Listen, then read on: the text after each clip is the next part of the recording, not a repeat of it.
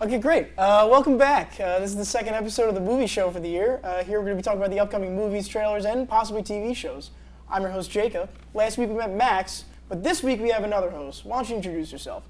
My name is Alex. My life is movies. I have nothing else and no one else. Oh, that's sad. Well, we got me, Thank we you. have each other. I appreciate that. Today we're going to be talking about some trailers that came out, including Uncut Gems and Star Wars. Later we're going to be talking about 2 movies that came out this year, a big one that came out this week, and some Marvel movie news. Maybe some stuff about Spiderman, who knows. So let's begin and roll that intro.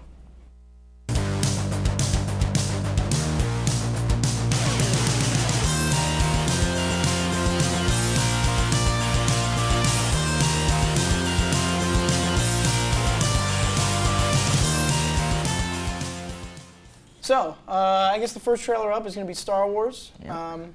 What's your opinion, Rise of Skywalker? My opinion, okay, this particular trailer I thought was pretty underwhelming. Mostly because half of it is pretty much just a clip show of the other movies, and then the other half is mostly stuff we've already seen, a couple snippets of stuff we haven't. And I gotta be honest, when they're playing that clip show at the beginning and they're saying like the saga is coming to an end, I don't know if I can feel that like nostalgic feeling they're trying to make me feel, because that's the same thing they said when the trailers for Revenge of the Sith Episode 3 started coming out. So it's more like the saga is ending again. Yeah. Do you like this new trilogy or no? You know, every time I watch them, I always have a different opinion on them. Okay. Sometimes I love them, sometimes I hate them, sometimes I don't know. Yeah. It's just I sort of see where every side is coming from, and that's sort of just definitely a confusing fan base. I'm a major fan of this new franchise. I don't like George Lucas, so the prequels. Nobody likes the prequels. You're about to say you like the prequels. There are plenty of people who like the prequels. Are you in that group? I am in that group. Okay, well I'm not, and a lot of people aren't. But I love this new trilogy. I love Adam Driver. I love Daisy Ridley. Oh yeah, the acting is fantastic. Yeah, and I all love around. The Force Awakens. I think I saw Force Awakens 3 times. I saw The Last Jedi twice. I love The Last Jedi. So I'm really excited for this. I like J.J. Abrams. I love Rian Johnson. I just love everyone working on this project. I think they're better than most. I found myself enjoying both Force Awakens and Last Jedi than a lot of recent Marvel movies and a lot of just recent action movies in general. Yeah, I'm just really excited for this new one. Obviously, the trailer, it's just a clip show. Yeah. The first, 2 minutes, it was just showing all the other movies. It's just... But what did we get? We got Rey with the lightsaber. That's probably a vision or something.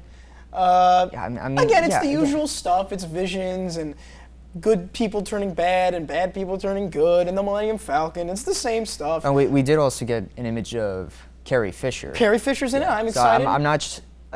I heard they were. They used using footage. they're using old footage. No right? CGI, which I'm fine with. Okay. Honor her memory. Don't take a dump on her memory. We gotta honor her memory.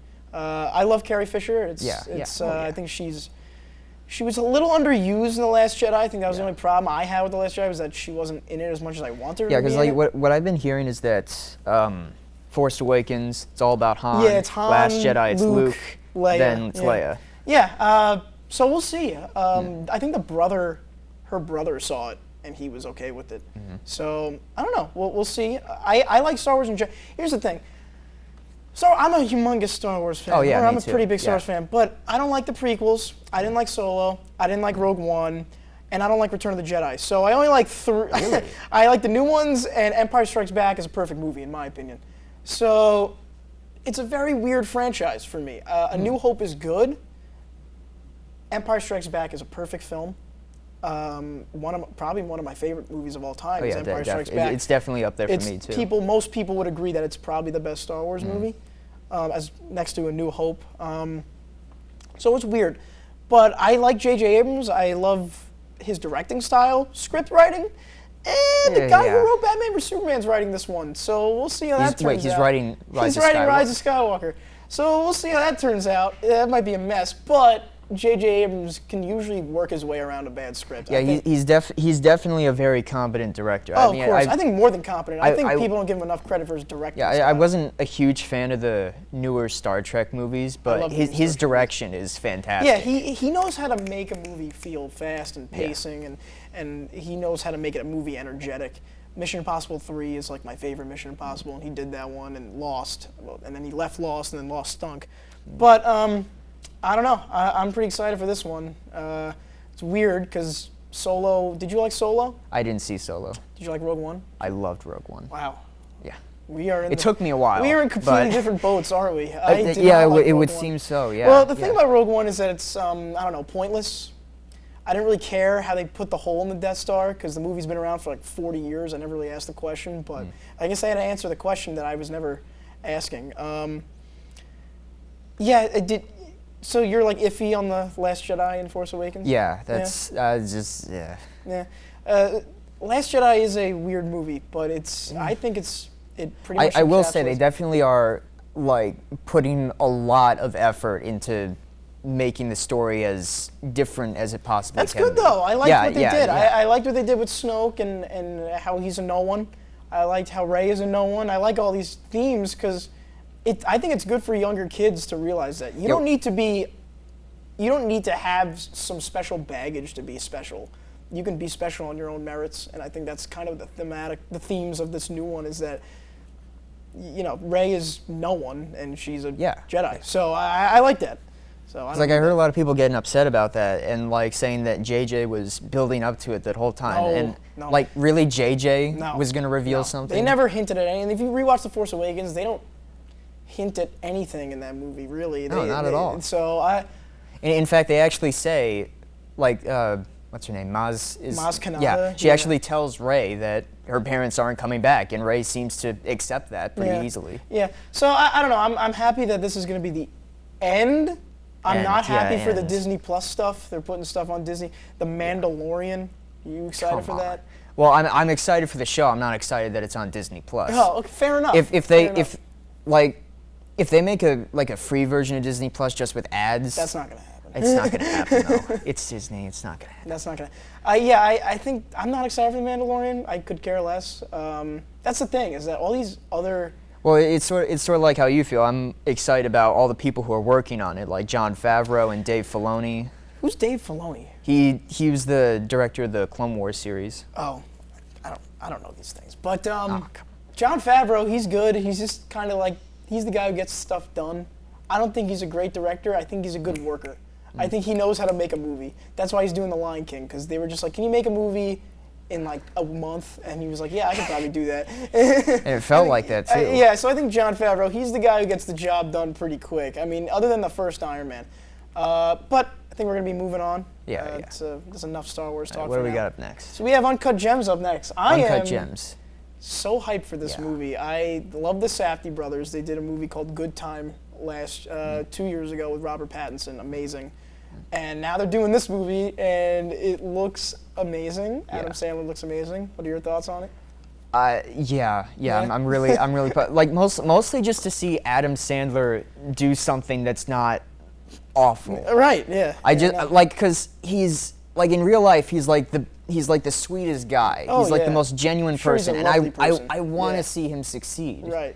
I mean, he has been in other dramatic stuff. Punch Drunk Love. Have you seen Punch Drunk Love? I haven't seen it. He was nominated for a Golden Globe for that. He was really good in that, and that's more of a dramatic role. Yeah. 2 years ago, he was in the Meyerowitz Stories on Netflix. I don't think I've heard of that. Yeah, one. it's a Noah Baumbach movie.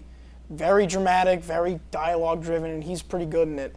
So, yeah, other than like 3 movies I can list on one hand, like that. you're right. Yeah, that's one of the things. We want to like, see him win an Oscar. Exactly. We want, or at least get nominated. That'd be hilarious if he was nominated for an Oscar. Imagine like the person reading the card just has to like pause before saying. Oh yeah, like Adam Sandler.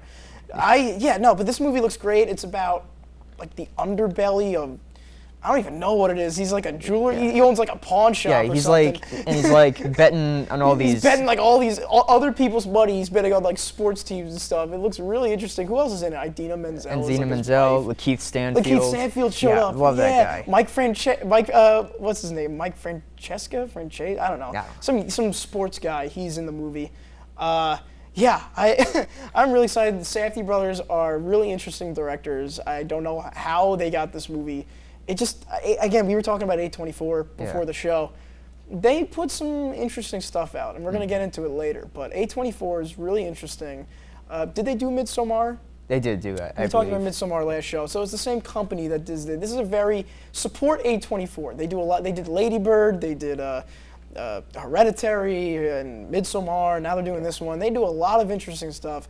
And Adam Sandler, being some sort of pawn dealer guy who I don't even know. Again, I don't even know what his job is, but he just looks like this tough, gritty New York City dealer guy, and I'm very excited for it. Like it's like a huge trend, like among more comedic actors, that anytime they get into a dramatic role, even if the movie itself is not very good, they're always like spectacular in the part. Yeah. I think Eddie Murphy is doing a movie called Dolomite Is My Name. It's about some 70s actor, but he looks good in that. I guess that's a kind of a running theme, is that comedians making a comeback or something. I don't know. I think Adam Sandler had some Netflix special like a few months ago. It wasn't bad. I don't hate the guy. I just, I'm sure if he brought me out to lunch or something, I'm sure he'd give me a nice lunch. But Jack and Jill and Grown Ups. Grown Ups. Why is he in these things? If we can see him do a good movie, I don't know why he's doing all this other junk. I mean, I guess everyone needs a paycheck once in a while. And a vacation. And a vacation, but he doesn't need a vacation. The guy's Adam Sandler. Yeah. But Uncut Gems, Safdie Brothers, minor movie. Stop seeing Marvel movies. Go see these movies, because I'm tired of people re-releasing Marvel movies, and Endgame has 3 minutes of footage. No, forget it. Go see Uncut Gems. Not even 3 minutes of footage, like 3 minutes of like a deleted scene or something. Exactly, with Hulk saving people. Forget it. Don't do that. Go see these type of movies. We need more people to see Uncut Gems. Please, I'm begging you. A24, support them. We got to do that. I think that's kind of it. All right. That's all I got. Speaking of A24. Oh, yeah, no, we're going to commercial, actually. Then we're going to talk about A24. Speaking of A24, you'll find out after this. After the break. Good job.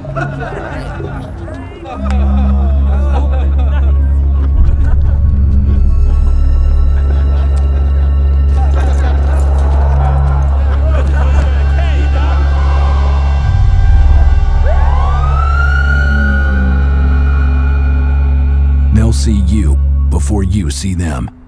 Cops are cracking down on drinking and driving. Drive sober or get pulled over. Welcome back. A24, Under the Silverlake. I'm sure no one's heard of this movie, so I'm going to briefly talk about the backstory, and then you can share if you can even call it a movie. Oh, yeah, no, this is so this is from the director of It Follows, David Robert Mitchell. This came out this year. Yeah. I think it got, people booed it, and then some people applauded it at one of the film festivals that it premiered at. So A24 had no clue what to do with the movie. I think they released it in 2 theaters, and then they just said, screw it, put it on demand. So that's exactly what they did. They put it right on demand. They didn't even tell anyone. And for a while, there wasn't a Blu-ray. There was only a DVD. So this movie's very strange. Brief synopsis. Andrew Garfield is the main character. He's like a hipster LA guy, and he loves cracking codes, and he sees this woman who moves in next door to his motel who's like this femme fatale, blonde, ditzy, and then the next day she just disappears. So he kind of goes on this adventure in the underbelly of Hollywood, the sleazy part of Hollywood, and deciphering codes and figuring out all this stuff, and it's really weird, really interesting. What are your thoughts on it? I loved it. You loved it? Yeah. I loved it. Yeah. I mean, I still don't totally understand I everything. don't think anyone does.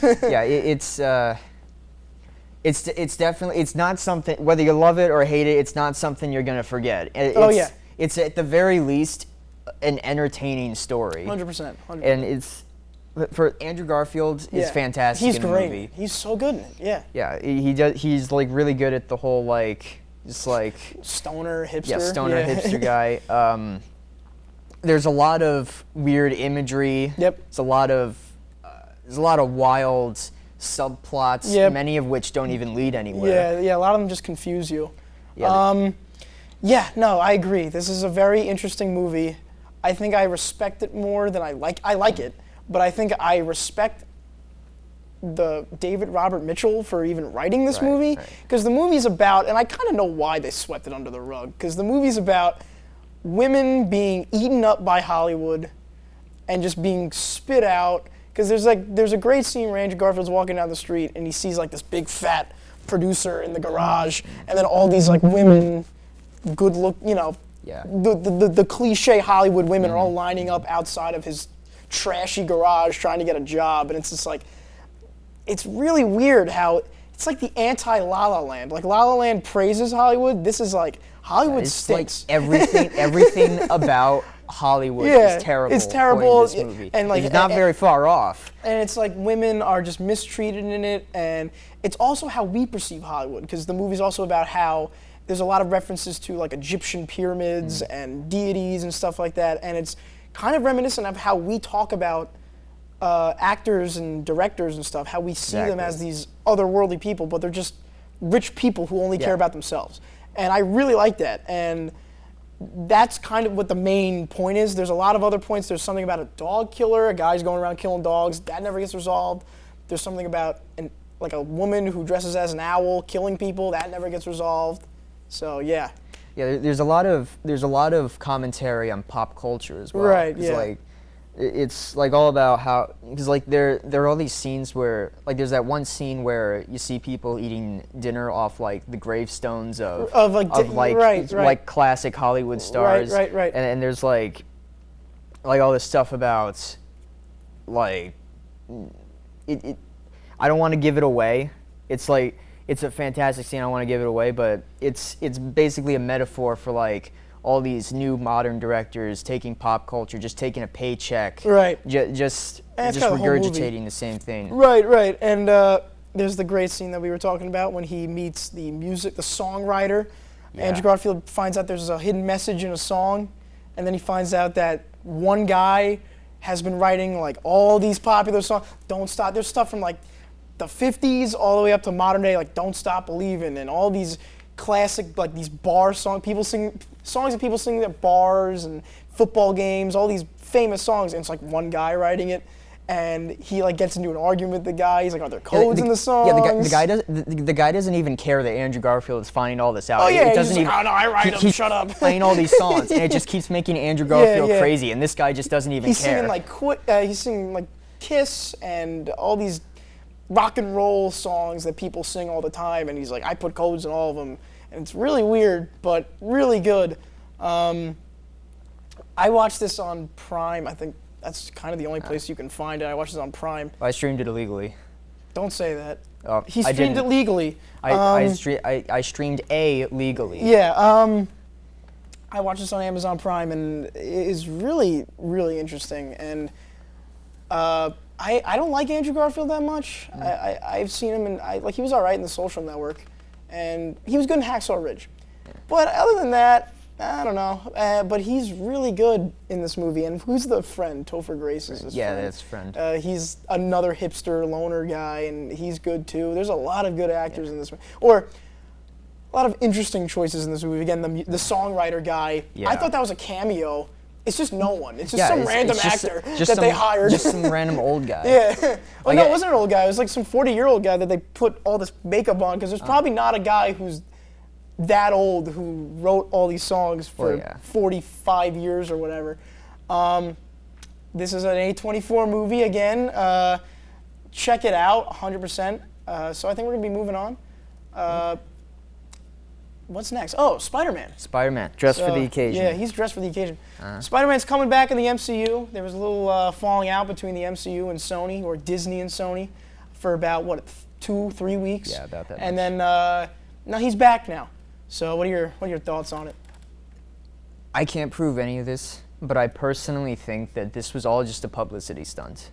Yeah, I don't Because I mean, just think about it. This is Disney and Sony, the two greediest film corporations on the planet, coming to a decision about money in a span of 2 weeks. Why? Because Tom Holland made a phone call? I don't know if it's about publicity, because again, Spider-Man is the most popular superhero. Endgame was the most popular movie of all time. I don't think it needed more publicity. I feel like the publicity was, I don't know. There's just something wonky about it. I don't know. Me personally, I don't care.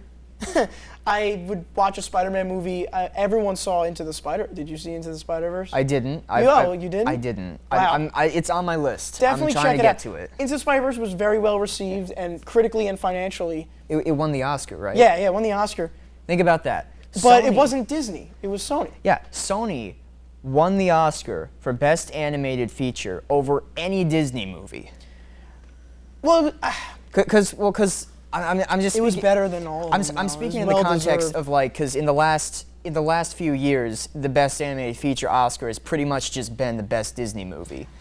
Yeah, I mean, I guess so. I don't think it's a conspiracy. I just think No, that I'm not saying it's I conspiracy. think I'm just.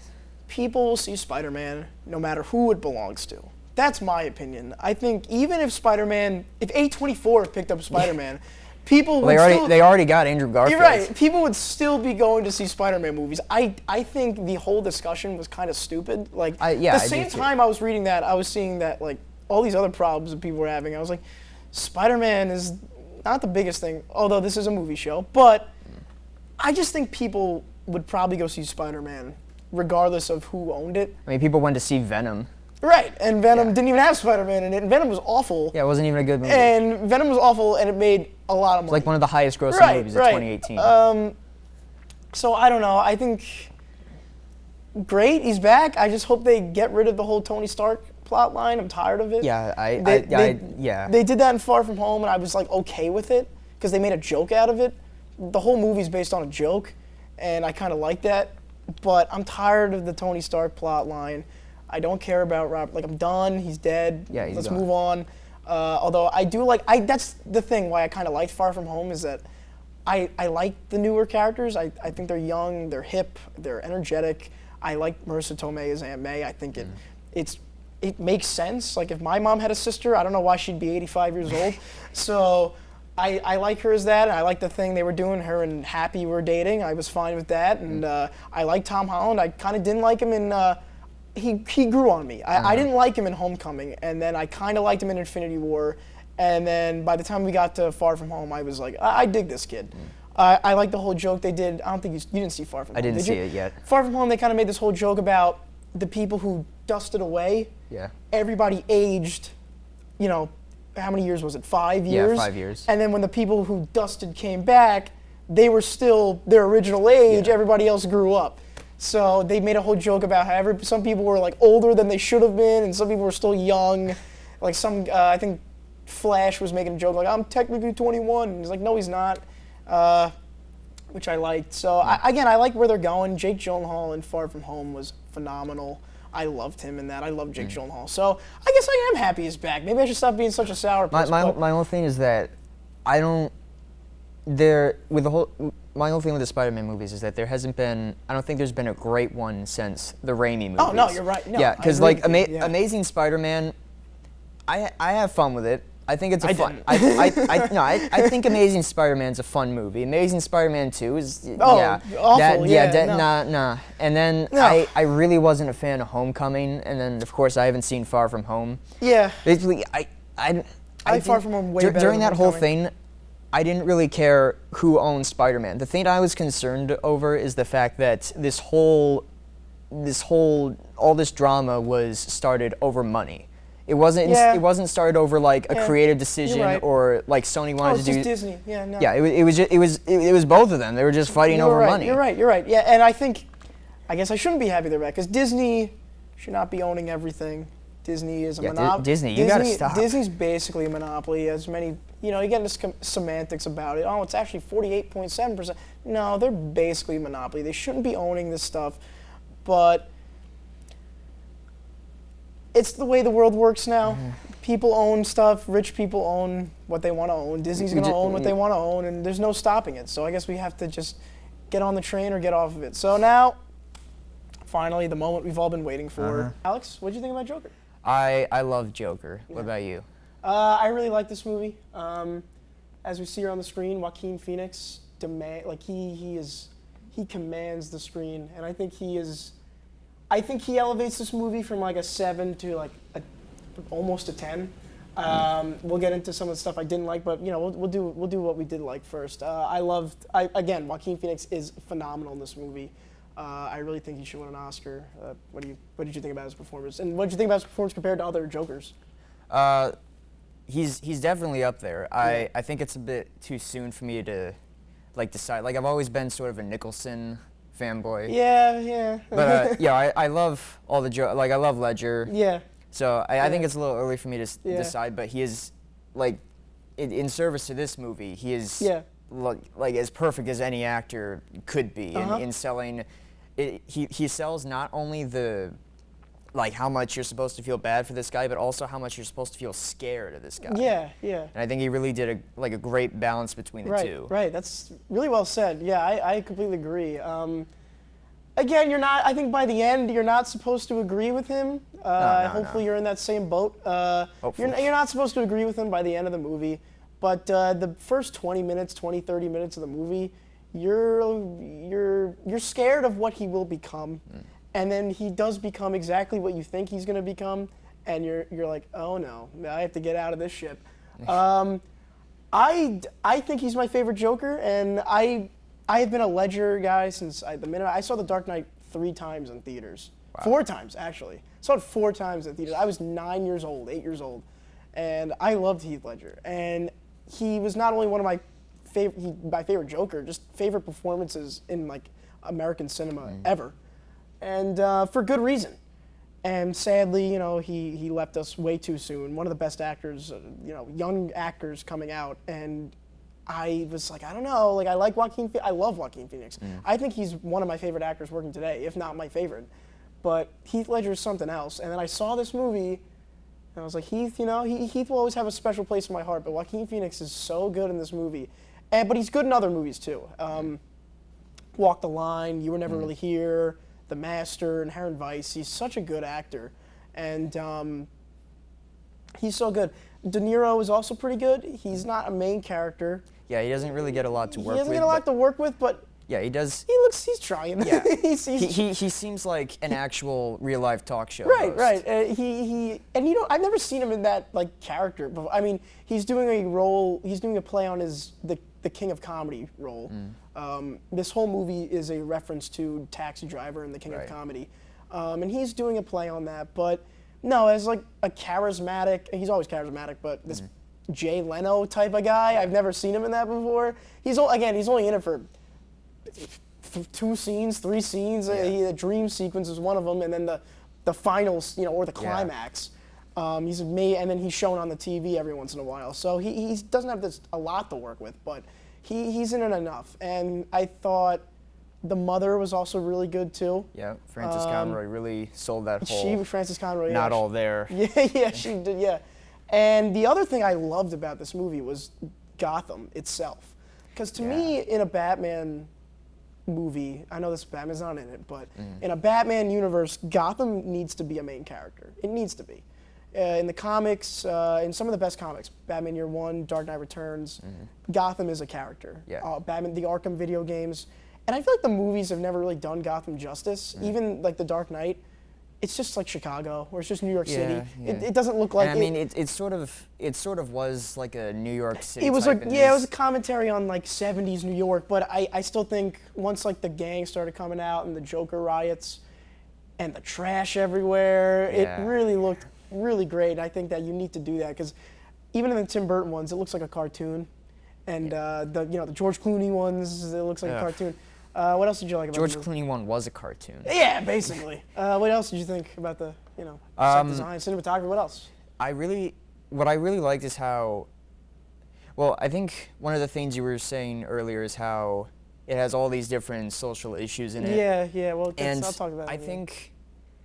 I think the way they used them, it wasn't trying to make a statement on any of them. It was using them to just show how overwhelmed Arthur is by all the chaos that's going on in this world. Good way of looking at it, you can see it in the opening scene. He's listening to the radio, he's hearing all this bad stuff. He's trying to give a happy face, and then it just doesn't work out. And I really like the idea that he's this whole losing his mind phase he's going on is really just sort of a, I don't want to say it's a self-centered thing, but it's clear that he doesn't care about all this it's more like he accidentally becomes a symbol. Right, in and this, he like, says whole- that, and the movie shows that too. He says that when he's on the show, he's like, I don't stand for anything. I don't know. And then they're like, you political? I'm not political. Right, yeah, he says that, and that is a good way of looking at it, because he's just kind of in the middle of everything, and he accidentally becomes this symbol of.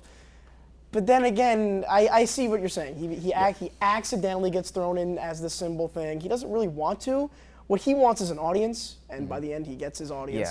Yeah. That's all he wants is an audience, and he wants to be good at making people laugh, or in this case, just causing anarchy. And he does that. And I don't necessarily disagree with you in that point. And you're right. That is a really good way of looking at it. I just think like the script itself.